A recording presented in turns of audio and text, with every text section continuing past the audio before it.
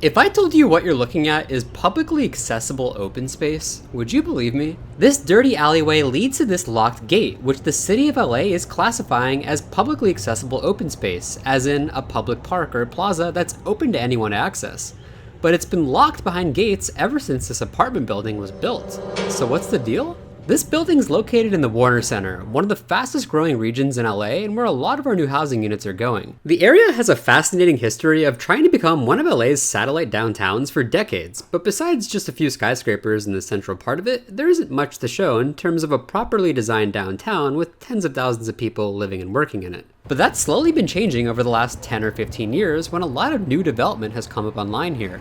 And one of the main ways the city planning department has been trying to manage this growth is by mandating that developers provide their own privately owned, publicly accessible open spaces, meaning gathering spots created on private property for members of the public to be able to access throughout most times a day. But is forcing private developers to create their own courtyards and plazas for the public the best way to address this lack of gathering space? And are the ones that exist even functional or good?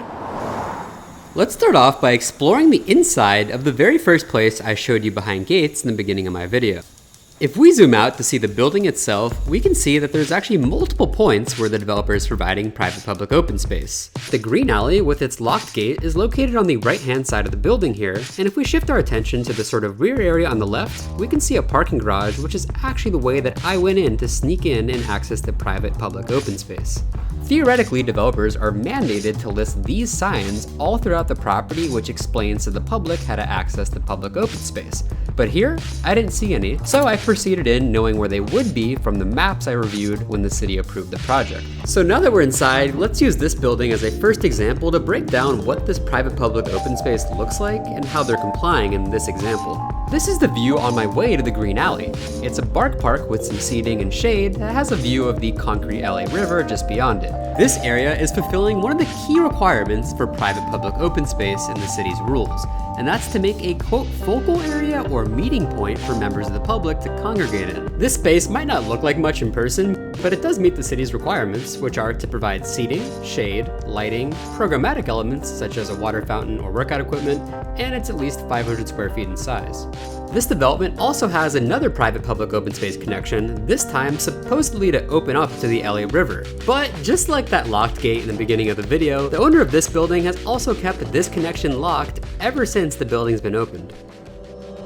But let's say you're a cyclist who managed to magically slip through the gate and enter the green alley here. This is the one area where the developer is both meeting the requirements and actually provided a space that's decent to hang out in. You can get a nice little workout here, or just a break from the sun that totally bakes this part of the valley.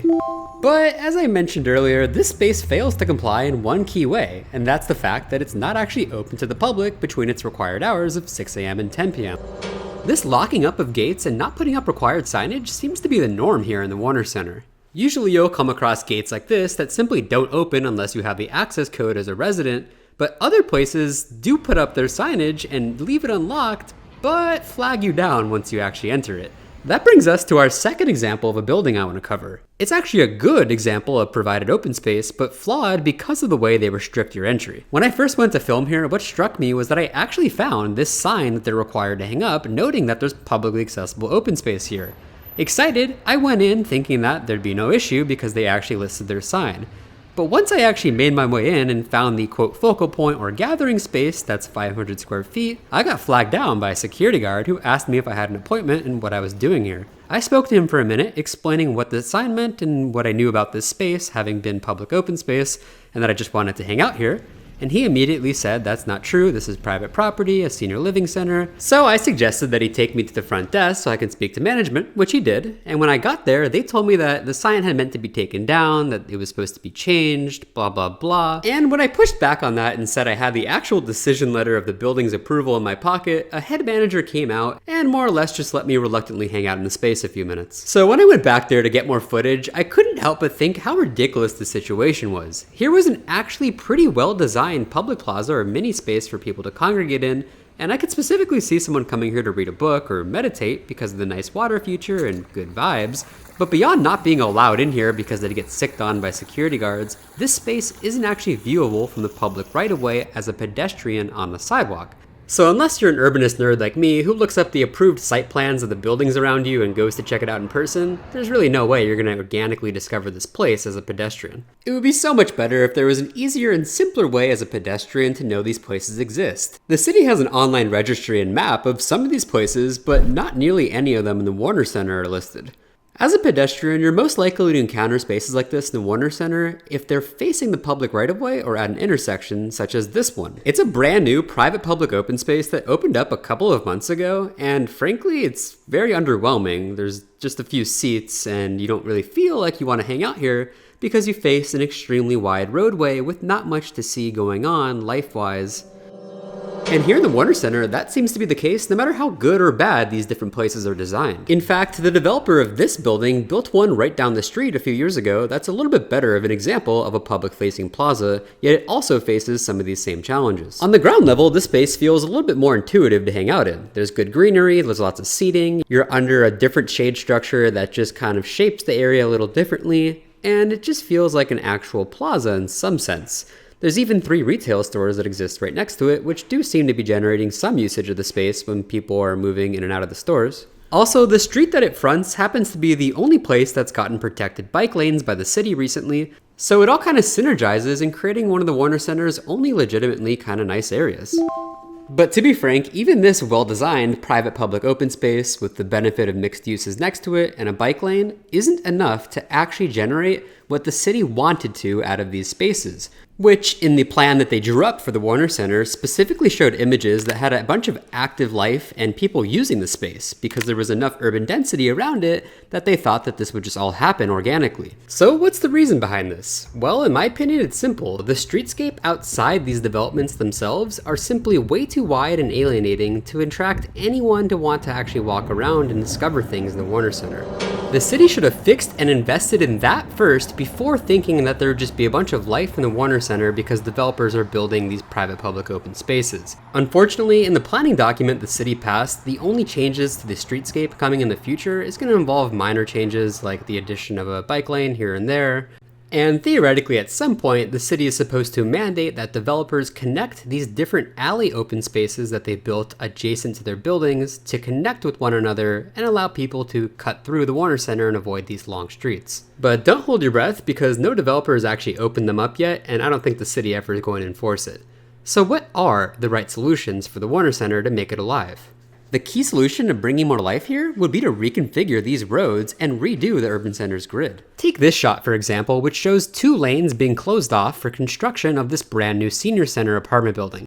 LA could have taken this rare and historic opportunity while roads were being closed off to transform these spaces into permanent long linear parkways that are actual public spaces for future residents of these new developments. We could do this while maintaining a lane of travel for cars in each direction, because that's how wide and redundant some of the grid is here in the Warner Center. If we do this, we should also look into establishing a business improvement district that's half city funded and half business owner funded in order to maintain the security and cleanliness of these spaces while they're being established.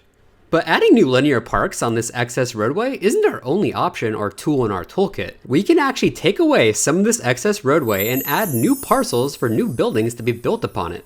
And at the same time, create more sidewalk width by reclaiming that road space. But the way it works right now in LA is actually that they mandate developers take away some of their own property to literally widen the already wide and redundant roadway for either more parking or turn lanes, or just to mandate additional landscaping areas next to the existing sidewalks. We should instead allow developers to take over more of the roadway so that they have more space to add more buildings, which would help create a sense of enclosure that's desperately missing throughout the Warner Center. A good real-life example of a place that's redesigning its urban core to be good like this is Carmel, Indiana. It's wild to me that a smallish Indiana city like this that doesn't even have transit can be blowing the Warner Center and the second biggest city in the US out of the water when it comes to their redesigning of an apartment district. They have both created completely pedestrian-only linear plazas on old roadways, and they've reconfigured parts of their grid to make more space for buildings that face the right-of-way and create a sense of enclosure. And when they do this, they often expand the sidewalks around these new parcels to make it a generally pedestrian-heavy environment rather than one of excessive roadways. Back in the Warner Center, there's really no example of a place like this other than maybe this area called the North Village District, which is next to the G line.